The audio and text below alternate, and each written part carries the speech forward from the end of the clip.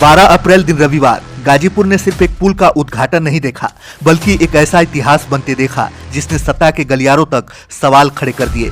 और इस ऐतिहासिक पल के केंद्र में थे प्रयागराज हाईकोर्ट के न्यायमूर्ति शेखर कुमार यादव, जिनके हाथों इस पुल का शिलान्यास भी हुआ था और आज लोकार्पण भी हुआ। ये सिर्फ एक औपचारिक कार्यक्रम नहीं था, ये एक संदेश था कि जब न्याय और जनता एक साथ खड़ी होती है तो विकास खुद अपना रास्ता बना लेता है। लेकिन इस कहानी की जड़ें आज की नहीं है, ये कहानी शुरू होती है उस दर्द से जिसे इस गांव ने सालों तक जिया है। एक समय था जब मंगई नदी पार करना मौत को चुनौती देने जैसा था।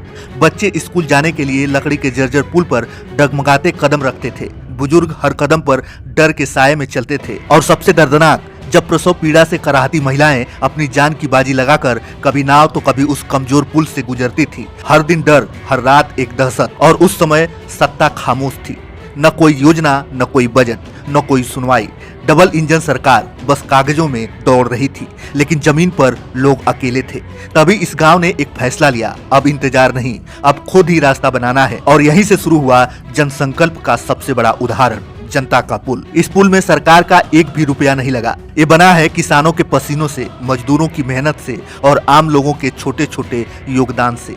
ये पुल ईंट और सीमेंट का नहीं है, बल्कि आत्मसम्मान का है। और जब उम्मीदें डगमगाने लगी थी, तब एक नाम फिर से उम्मीद बनकर उभरा था, पूर्व सांसद जगदीश कुशवाहा का, जिन्होंने सिर्फ भाषण नहीं दिए, उन्होंने अपने पेंशन से 5 लाख रुपए देकर ये दिखा दिया कि असली राजनीति सेवा होती है, सत्ता नहीं।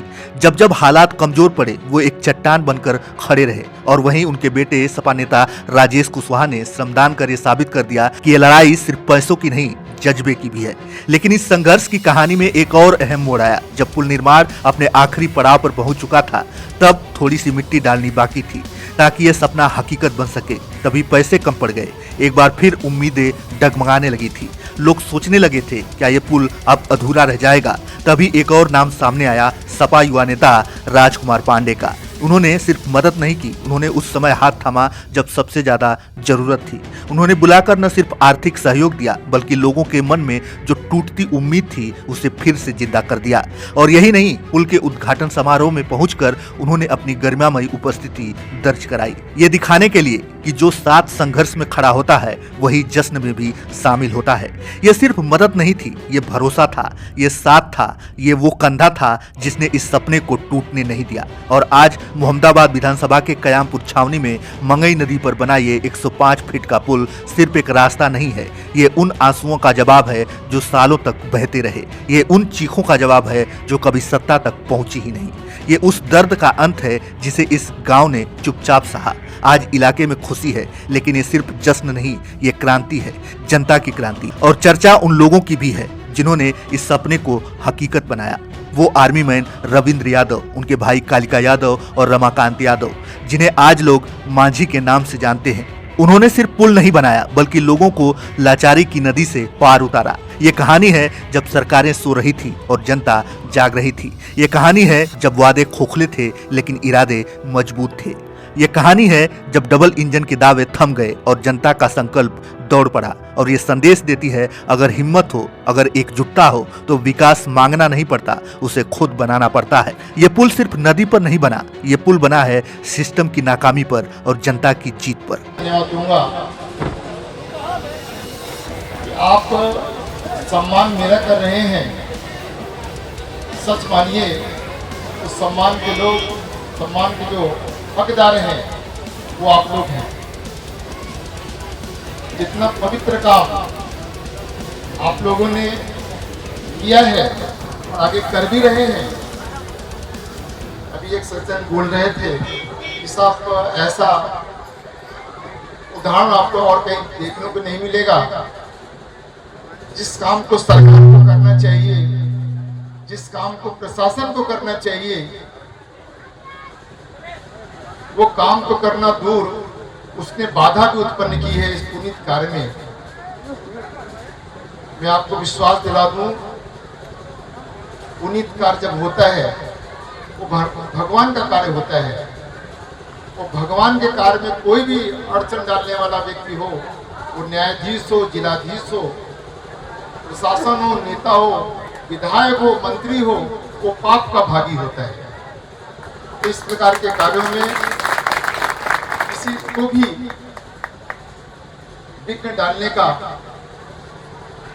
अधिकार नहीं है। काम जनहिताय हो, वो सबसे बड़ा कानून होता है, वो न्याय का हकदार होता है। इस न्याय से आपसे कोई छीन नहीं सकता है।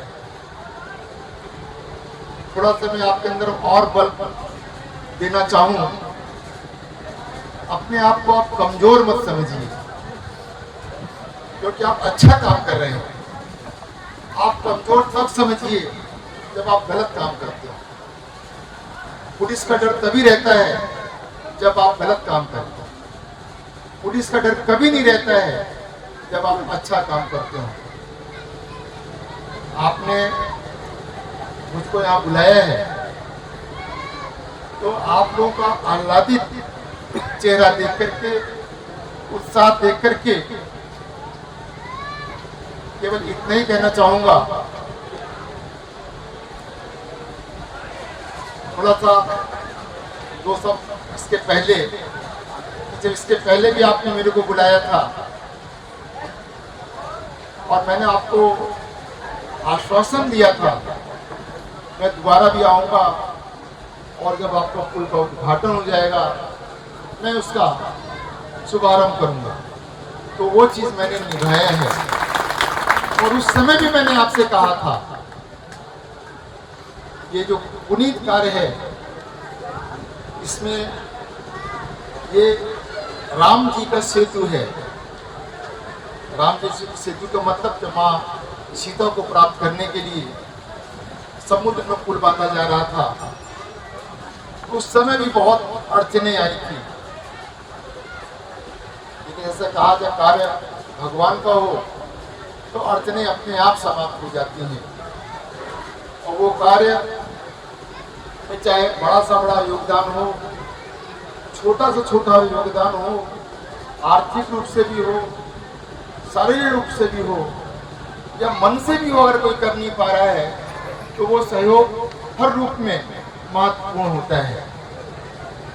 सहयोग तो उतना भी महत्वपूर्ण होता है कि जब गिलहरी को एक बात को पता चला कि कोई अच्छा कार्य हो रहा है, यहाँ पर माँ सीता को लाने के लिए पुल का निर्माण हो रहा है और बड़े बड़े इसमें लोग अपना योगदान कर रहे हैं, तो मुझको भी अपना योगदान करना चाहिए। आपको कथा पता है, वो गिलहरी समुद्र में जाकर के डुबकी लगाती थी, लौट कर आती थी, बालू में लेटती थी, बालू पे लेटने के बाद फिर वो समुद्र में जाती थी, बराबर वो क्रिया कर रही थी। उन्हीं बड़े बड़े लोगों में से जब एक व्यक्ति ने पूछा तुम ये क्या कर रही हो, तो उसका जवाब था मैं और तो कुछ और कर नहीं सकती हूँ, मेरा सामर्थ्य नहीं है और ये पुल बना रही हूँ, ये पुल जो बन रहा है इसमें मेरा भी कुछ योगदान रहे, इसलिए मैं ये काम कर रही हूँ। सबके सब जैसे लोग हंसते हैं, समाज के लोग अच्छा कार्य करिए तो बुराई भी करने वाले हैं, हंसने वाले भी लोग हैं, तो लोग हंसे। तुम्हारे छोटे से शरीर से बालू निकलने से